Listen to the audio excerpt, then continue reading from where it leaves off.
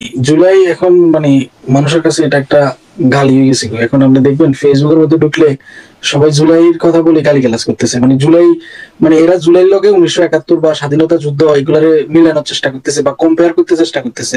But এটা হলো গাছে মাছে, মানে এটা তো মিলে না কোনোভাবে। জুলাই হলো বাটপারি, জুলাই হলো জঙ্গিবাদ, জুলাই হলো লুট, জুলাই হলো পুলিশ হত্যা করা, জুলাই হলো বঙ্গবন্ধুর গান বাজাই, তারপরে বঙ্গবন্ধুর মূর্তি ভাঙা।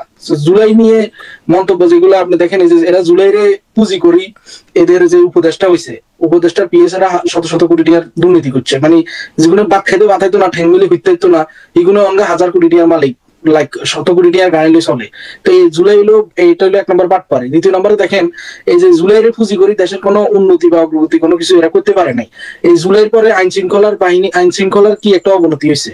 মানে গত 6 মাসে 400-র উপরে খালি রেপ হয়েছে, 300-র উপরে মার্ডার হয়েছে। তো এইটা হইলো মানে জুলাইয়ের অবদান। তারপরে ইউনুস শাহ যে সুদি, হাতে কি করছে, হাতে হাতের যে ট্যাক্স টুক্স আছে সবগুলো হাতে মাফ করাই লাইছে, হাতে গ্রামীণ ব্যাংকের মালিকানা লইছে, হাতে ইয়ে করছে। মানে হাতের এটা হলো মানে জঙ্গিদের মধ্যে বিতরণ করি এদেরকে, মানে শেখ হাসিনা বা আওয়ামী লীগ সরকারের পিছনে লাগাই দিছে।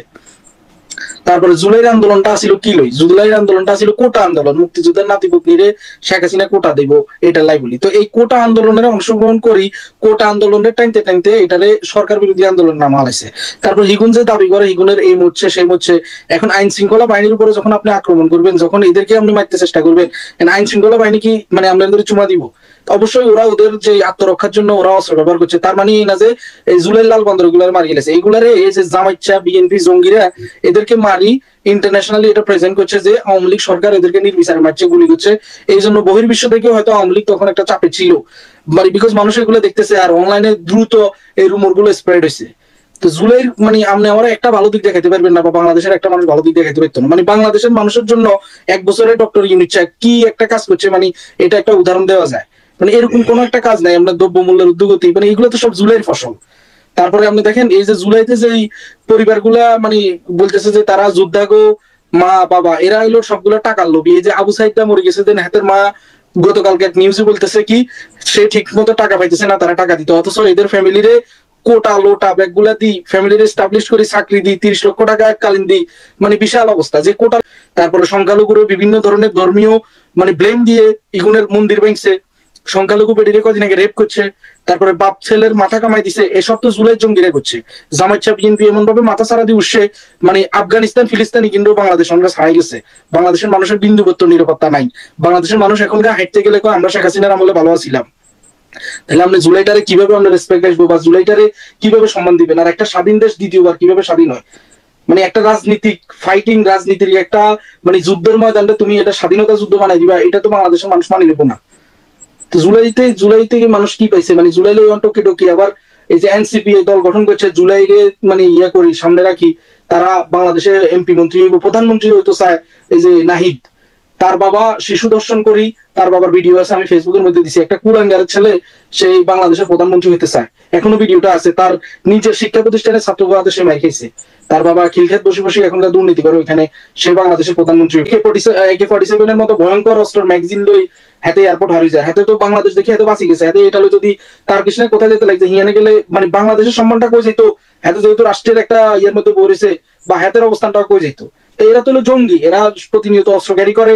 আবু সাইদারে এরা নিজেরা মারি আওয়ামী লীগের উপর দোষ চাপাই দিছে। এরা এদের এই যে যতগুলো স্টুডেন্ট মারা গেছে সবগুলোর এই জঙ্গিরা মারছে। নোয়াখালীর একজন কৃতি সন্তান আছেন উপদেষ্টা মাস্টার মাইন্ড, তারে বহুদিন ধরে আন্ডারগ্রাউন্ডে কোথাও পাওয়া যাচ্ছে না। উনি কোথায় আছেন জানেন? স্বপ্নের নোয়াখালীর উপদেষ্টা কে? Mahfuz mastermind. ও ঠান্ডা মাহফুজ, হাতে আসলে সাবে টাবে ওড়ে হাতে ইয়ে গেছে কদিন আগে। হাতের বাপের গুলো এলাকার মধ্যে দিচ্ছে ফিডা, ঘুরে বিএনপি নেতারা বলে হাতের বাপের দিচ্ছে ফিডা, আর হাতে উল্টা পাল্টা কথা কয়। আমরা ওই যে পদত্যাগ যাবো করি বয় আমরা গর্তের মধ্যে ঢুকে রয়েছে। বাট হিগা আরেক জঙ্গি, হিগা যে বাংলা উচ্চারণ গুলো করে এগুলো বোঝা যায় না। এতদিন আমি নোয়াখালীর এটাই একটা কলঙ্ক, হাতের মানে কেউ চিনেও না জানেও না, হঠাৎ করে হাতে উপদেষ্টা হয়ে গেছে। হাতের অবস্থা গুলো দেখিয়েন, হাতের আগের ছবিগুলো দেখিয়েন, হাতে মানে দিন আনি দিন খাই না হলা। এখন চেহারার কি পরিবর্তন, মানে কি বলবো আর। তো হাতে ওই যে বিতর্কিত হওয়ার ভয় হাতে চুপ হয়ে গেছে। আর এই যে তাদের মাঝে তারপরে এত যা করবো তা তো হওয়ারই কথা, পুরো প্রশাসন ওদেরকে সমর্থন দেয়। আমার মনে আছে গাজীপুরের যে মন্ত্রী না এমপির একজনের ঘর বাড়ি লুট করতে গেছিল, তখন Hasnat Abdullah direct publicly declare করছে মারি ফেলে না কেন, নেক্সট টাইম পেলে ছাত্রলীগ বা আওয়ামী লীগ বা গাজীপুরের মানুষের মারি ফেলতে। তো এই জঙ্গিবাদের উস্কানিদাতা, জঙ্গিবাদের গডফাদার হলো ডক্টর ইউনুস। তো ডক্টর ইউনুস যখন মানে একটা দেশের সরকার প্রধান বর্তমানে মানি আর না মানি, হাতে তো জোর করে হলেও বসছে, হাতে যখন হাসনাতের মতো জঙ্গিরে সেন্টার দেয়, তখন হাসনাতের পক্ষে যে কোনো কিছু করা এটা অবাস্তব কিছু না। 32 নম্বরটা ভেঙে ফেললো স্বপ্নের, কোনো প্রতিরোধ হলো না, কবে এর প্রতিরোধ আশা করেন?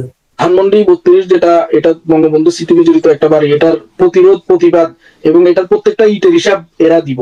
বাংলাদেশ আওয়ামী লীগ এটা ফিরবো, বাংলাদেশ আওয়ামী লীগ এদের বিচার করবে। এরা এই যে যারা যারা ভিডিও করে উল্লাস করে গেছে, এদেরকে একটা একটা ধরে ধরে এদেরকে যে ইট একটা একটা ভাঙছে, এটা জবাব ইটের বদলা এদেরকে পাটকেলে এরা দিতে হইব। এবং খুব শীঘ্রই বাংলাদেশের ঋতুর মতো ক্ষমতা পরিবর্তন হয়। এককালীন ক্ষমতায় কোনো সরকারে আসলো না, আর আওয়ামী লীগ এগুলা অনেক এক ধরে ফেস করে গেছে। সো এগুলো নিয়ে এটার কোনো চিন্তা করে তো মানে হয় নাই, অপশন নাই যে আওয়ামী লীগ আর আসতো না বা এগুলোর বিচারিত না। এবং ওদের মনের মধ্যে ভয় ঢুকে গেছে বই, এই জন্য এরা আরো উঠি পড়ে লাগছে যাতে আওয়ামী লীগের আরো বিনাশ হয় বা আওয়ামী লীগ আর ফিরতে না পারে। বাট আওয়ামী লীগ আসবো, ধানমন্ডির প্রত্যেকটা ইটে জবাব নেওয়া হইব এবং শীঘ্রই এটা হইব। শেখ হাসিনার বিরুদ্ধে একটা রায় হয়েছে গতকালকে, 6 মাসের জেল হয়েছে, কিভাবে দেখেন?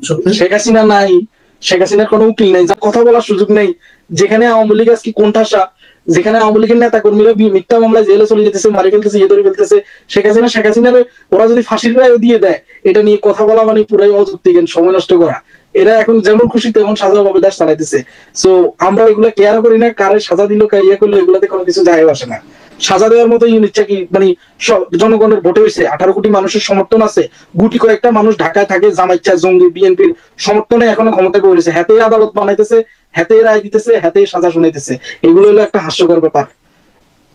অনলাইনে কথা বলার কারণে একটা সাব্বির জেলে অনেকদিন তার খোঁজ পাওয়া যাচ্ছিল না। আপনি দেখেন বাক স্বাধীনতাটা কোথায় যেতে আছে। কিছুদিন আগে সাব্বিরের কথাটা আমি শুনছি, ছেলেটা মানে পুরো গায়েব করে ফেলছে।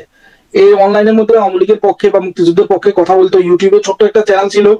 এই ছেলেটারে সাইবার মামলায় ঢুকাই, জামিন না দিয়ে এই ছেলেটারে মানে লুকাই ফেলছে। আমরা দীর্ঘদিন কষ্ট করার পরে বা আওয়ামী লীগের লোকজন কষ্ট করার পরে এর হদিস পাইছে বা এর ফ্যামিলির রিচ আউট করতে পারছে। শুধু এটা না, মানে এখানে কেউ জয় বাংলা স্লোগান দিতেছে, আমেরিকাতে তার ভিডিও প্রকাশ